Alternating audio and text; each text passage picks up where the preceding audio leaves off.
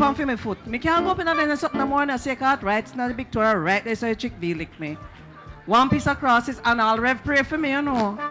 See him right there, my rev that. But so it, all right. Auntie Faye, quite the personality. You know, that notorious chick V she's talking about is spread by the same mosquito they say is responsible for the Zika virus. Still no cases in Jamaica, thankfully, but we can't let down our guard. So please, everyone, check your surroundings to make sure mosquitoes are not breeding in or around your homes. In the meantime, back to Miss Faye. She was at the recent launch of the 2015 Emancipation and Independence celebrations, and we have highlights coming up. Even more is on the way, so do yourself a favor and stick around. I'm Theodore Henry. Be right back.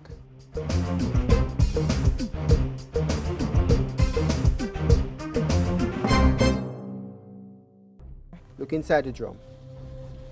Those are the Aedes aegypti larvae, the one that causes dengue fever. If all of these larvae mature to be adults, and if the female larva bites someone with the dengue fever, it will acquire the dengue virus. And if that mosquito bites you, you will get it.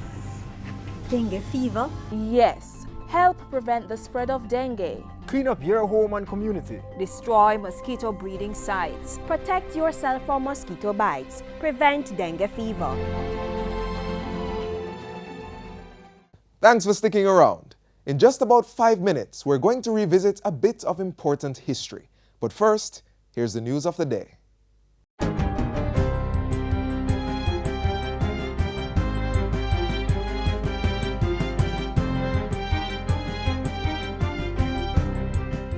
Good day, I'm Stacey Ann Smith, and this is your GIS News for Thursday, June 18.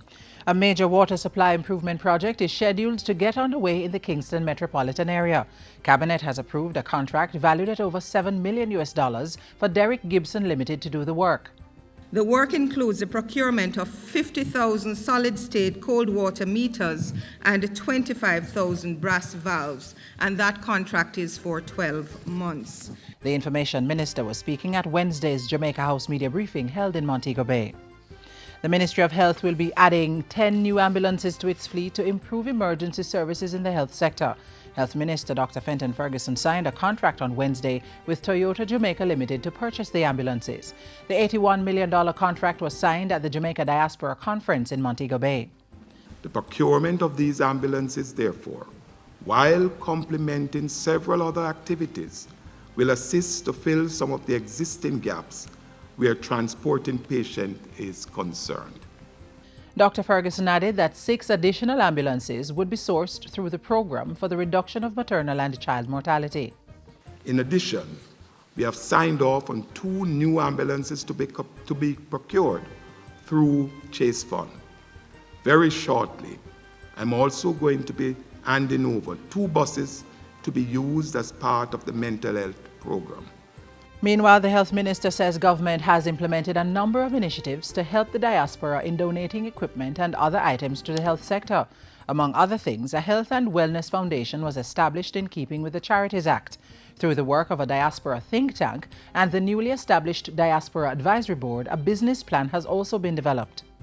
Of note is the hospital liaison officers that are now in place.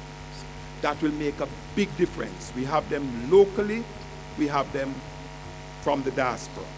The gift policy, we have finalized.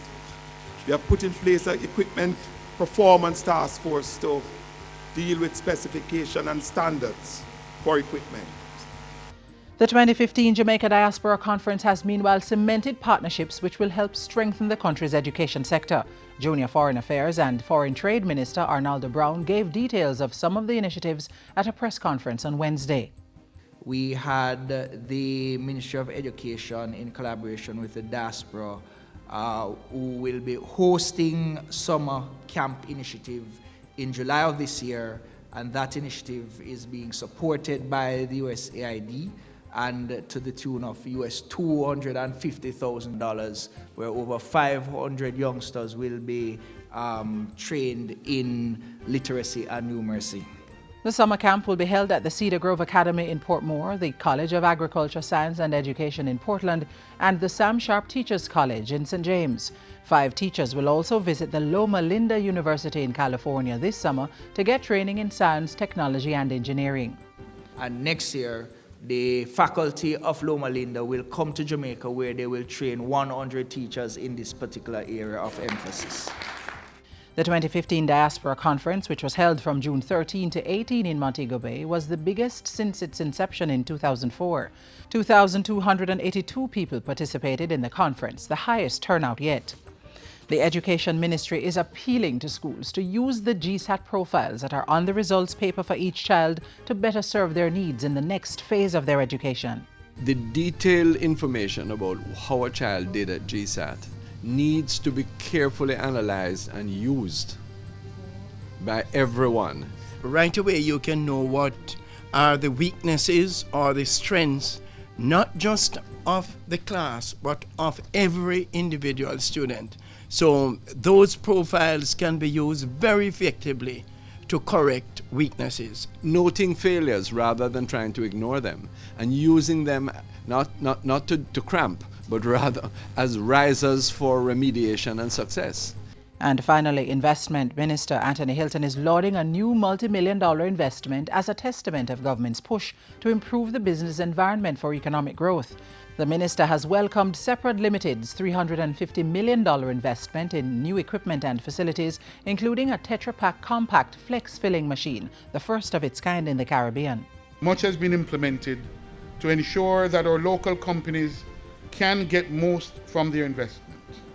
We have created a targeted plan to allow manufacturers and exporters such as Seprag to access international markets through the development of the National Export Strategy 2. Last Thursday, Minister Hilton unveiled the company's new equipment and toured its Surge Island Dairies plant in St. Thomas. And that's it for JIS News Today. I'm Stacey Ann Smith. Thank you for watching.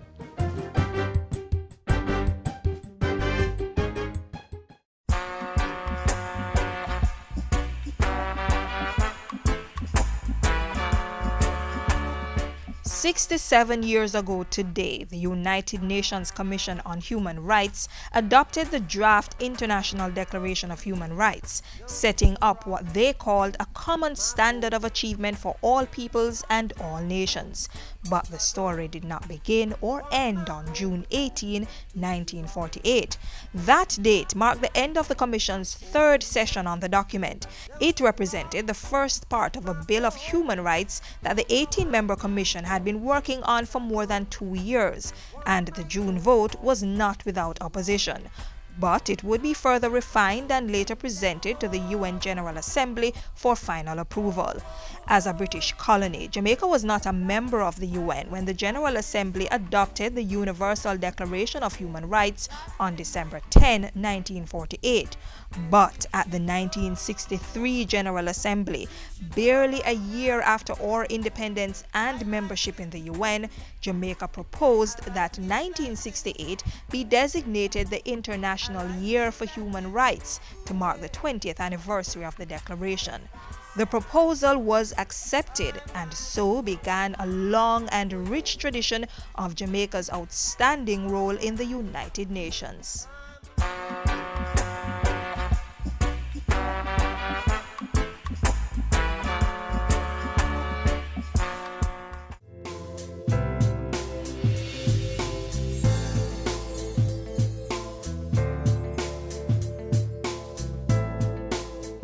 If you watched the Finance Minister's national broadcast Tuesday night, you heard him lay out some hard truths about the size of our debt, public sector wages, investments and investor confidence, and strategies to grow the economy.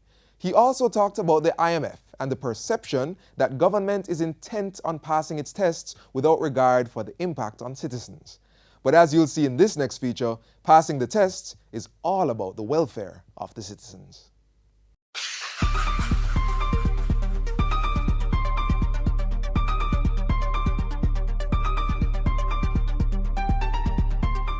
Whether school days are in your distant past or you're still in the classroom, everyone knows the value of a passing grade. You pay close attention to absorb the lessons, study even harder to remember the details. Then you do your very best to get a good score. And when the results are in, well, there's nothing like the pride you feel in knowing you aced that test. Yes, a passing grade is vital for individual success, and the same is true for the country. Since June 2013, Jamaica's economy has received a passing grade from the International Monetary Fund. Excellent endorsement from the powerful multilateral agency, which says the Jamaican economy is improving, doing much better than it has in several years. IMF Managing Director Christine Lagarde said it herself. Jamaica has come a long way.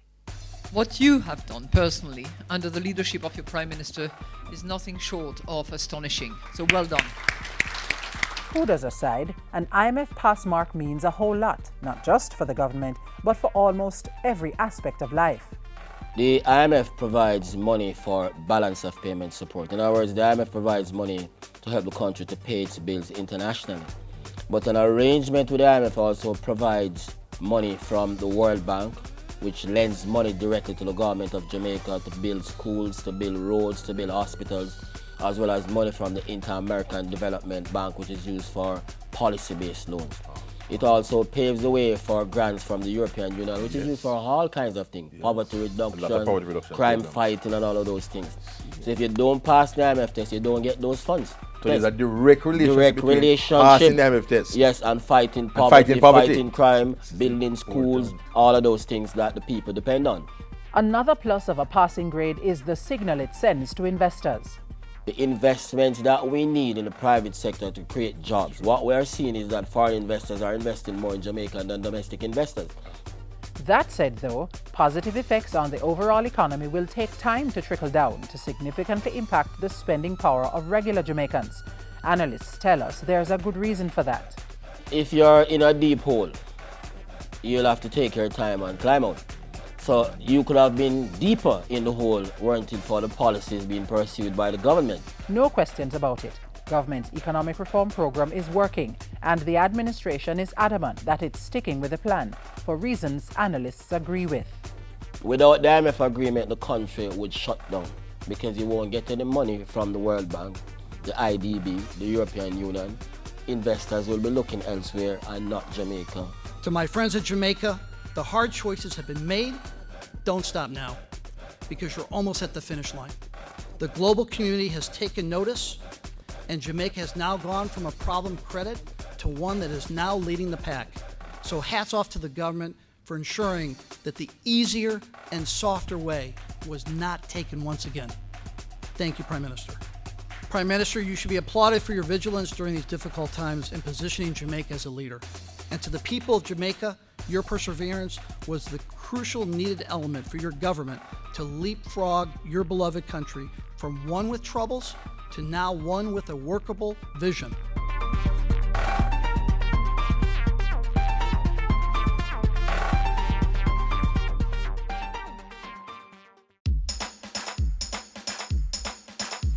We want a productive Jamaica.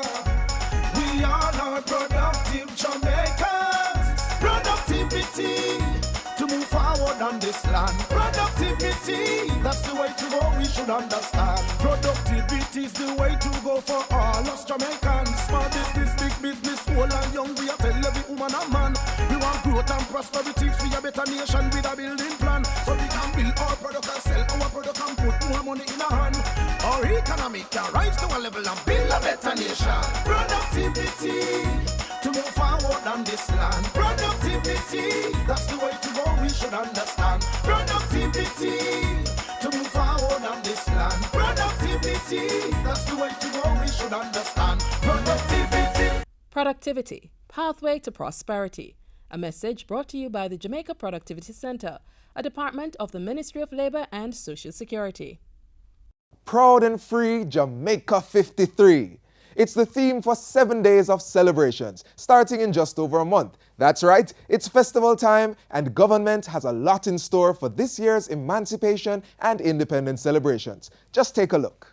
Willing to make the sacrifice, somewhere to go and roll the dice. It is that time of year again when we gather to launch the activities for festival, and this time it's Festival 2015.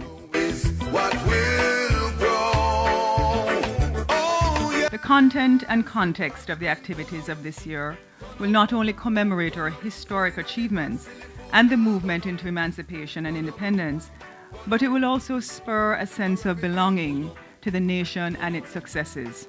The celebrations will be diverse, appealing, and attractive to a wide cross-section of our society. After so many years of sacrifice, harvest time now the fruits is ripe. The National Church service will be on July 26 at the St. Jago de la Vega Cathedral at 10 a.m. Don't come overnight. Yeah. From Friday, July 31 to Thursday, August 6, 2015, a series of events and activities will be staged across the island. All parishes will have their Emancipation Vigil on the night of Friday, July 31. On Saturday, August 1, we mark Jamaica Day with the opening of the Independence Village at the Ranny Williams Entertainment Center. This will feature Jamaican food and our creative and nutritious meals, beverages, treats, and health offerings. Lunch hour concerts, a literary and film festival, a chat room and picnic fest are all features of the Independence Village.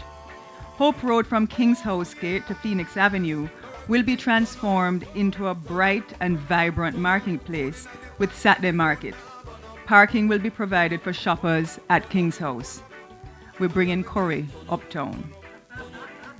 Sunday, August 2 is being designated as Family Day. This year, and Jamaican families are being encouraged to come together and share quality time.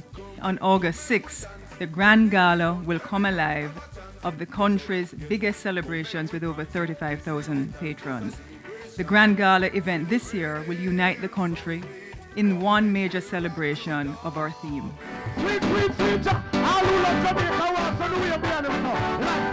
As usual, we look forward to the selection of the festival song for this year. 1962 Jamaica band, them I wonder how we young and so blessed. So me say along Jamaica gone, they haven't seen nothing yet.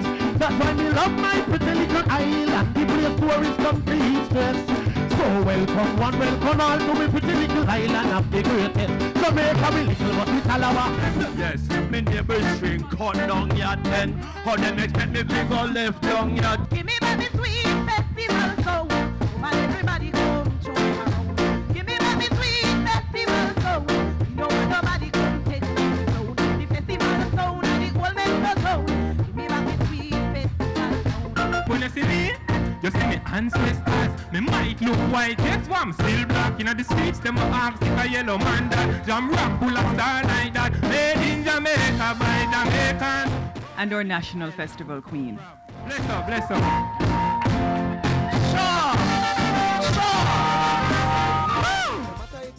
The Jamaica Gospel Song Showcase and Finals are on August 2.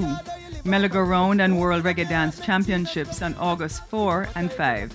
Public participation is also being sought through a wide range of initiatives that include window dressing competitions, working with JCC and the PSOJ, the Best Decorated Office Business Competition, the Media Competition of the Media House, which best demonstrates the spirit of independence, awards for the advertising agency that best utilize the independence theme, competitions among parish councils for the best decorated town, for independence, and the KSAC. We also have design and sale of independence, Jamaica 53 memorabilia through private merchants, and the best diaspora celebrations and competitions via social media.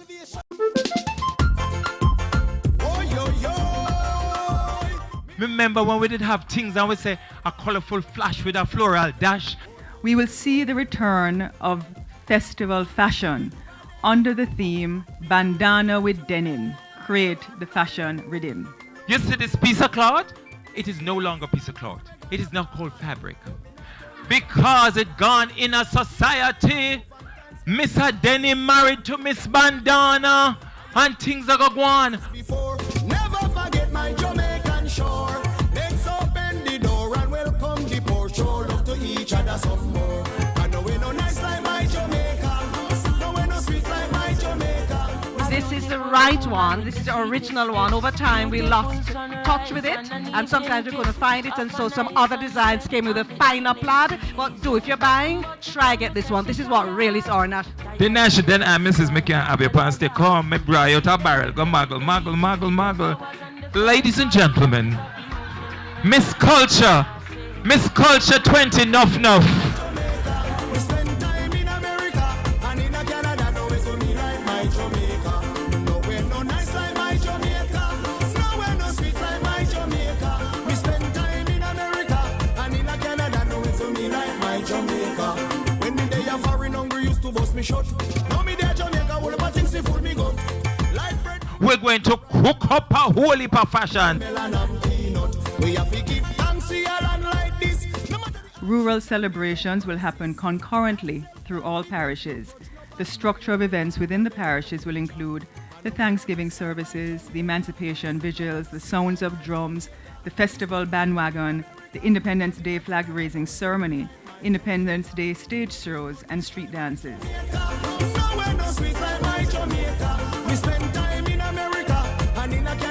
Each community and rural township is expected to come alive. We're expecting to see town squares and villages, plazas and public parks colorfully decorated. We encourage business places and offices to be draped and decorated in the national colors to support our theme this year.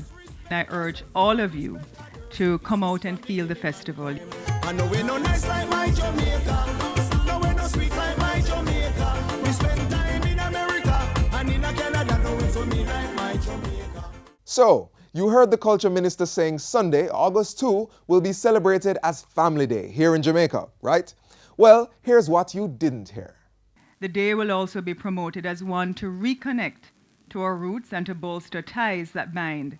Attractions and places of interest such as Port Royal, Hope Gardens, Devon House, beaches, and other historical sites are recommended for this event. Here's another recommendation, the museum, or rather museums. Let's see what the Institute of Jamaica has to offer. Welcome to the Institute of Jamaica. This 135-year-old institution is an agency of the Ministry of Youth and Culture. Its foremost task is to establish and manage Jamaica's museums and galleries, among them the newly renamed National Museum of Jamaica, the Natural History Museum of Jamaica, Liberty Hall, the People's Museum, Jamaica Music Museum, the National Gallery of Jamaica, and the African Caribbean Institute of Jamaica, or the Jamaica Memory Bank. We also have a museum in Hanover. We have a museum at Fort Charles in Port Royal. And we are about to open the National Museum Jamaica West in the Montego Bay Cultural Center, which was formerly the Montego Bay Civic Center. The Program Coordination Division operates the junior centers, focusing primarily on developing the cultural and other arts development of young children. And importantly, IOJ oversees the collection, preservation, and display of artifacts for our education and enjoyment. We think a lot of people don't really know that we have a lot of treasures here at the Institute. We have about 17,000 artifacts in the National Collection that is under the management of the National Museum Jamaica.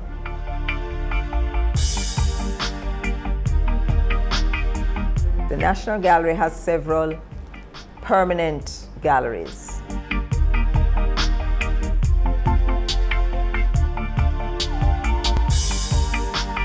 We have a collection of Taino artifacts at the National Museum Jamaica. We have a collection of musical instruments and very important artifacts for our Jamaica Music Museum collection. We are trying to encourage people to see the museum as a very important resource, not just of history, but to help us to understand who we are as a people and to help us to chart our way forward as a people.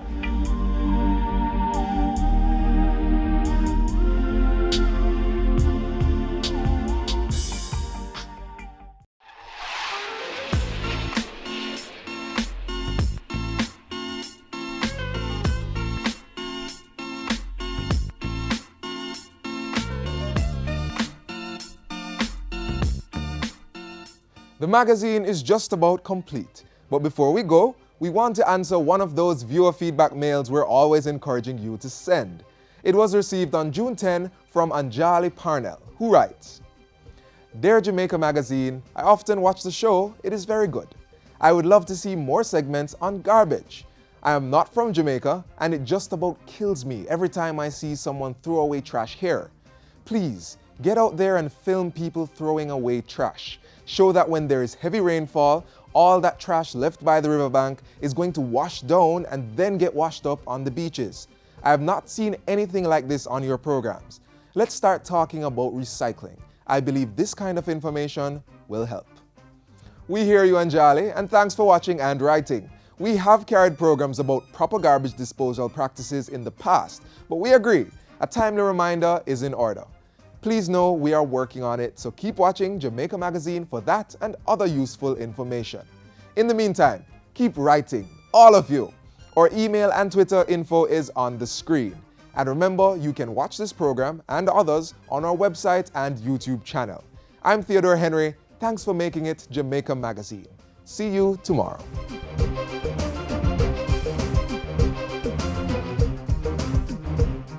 This has been a production of the Jamaica Information Service, the voice of Jamaica.